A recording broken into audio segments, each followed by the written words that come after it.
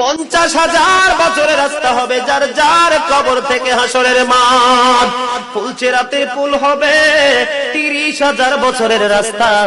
আমার উম্মত গুলো কিভাবে রে পায়ে হেঁটে তারা অতিক্রম করবে? বন্ধু নবী এমনি এমনি কাঁদেনি রে, নবী জানিয়ে দিয়েছে কাল কিয়ামতের ময়দানে উম্মত গুলো খালি পায়ে থাকবে, মাটি তো তামা থাকবে। ও বন্ধু, তাদের শরীরে কোনো পোশাক থাকবে না, উলঙ্গ অবস্থায় থাকবে। এমন মা আয়েশা প্রশ্ন করলো, গো প্রাণের নবী, জানতে মনে চায় নবী গো, এই যে আপনার উম্মত গুলো উলঙ্গ অবস্থায় খালি পায়ে সবাই থাকবে গো নবী, তারা কি নারী পুরুষ একসাথে? কয় হ্যাঁ, নারী পুরুষ একসাথে। তারা কি কেউ কারো দিকে নজর দিবে না? এবার আমার নবী বলেছে, আয়েশা রে, কেমন করে নজর দেবে রে আয়েশা?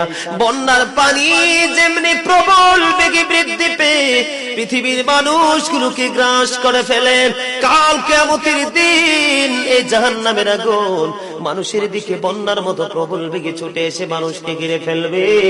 এত ভয়ঙ্কর হবে রে আয়েশা কেরা, এত ভয়ঙ্কর হবে আশুরের দিন, এত ভয়ঙ্কর হবে সেই দিন। আর সেদিন এত বিপজ্জনক হবে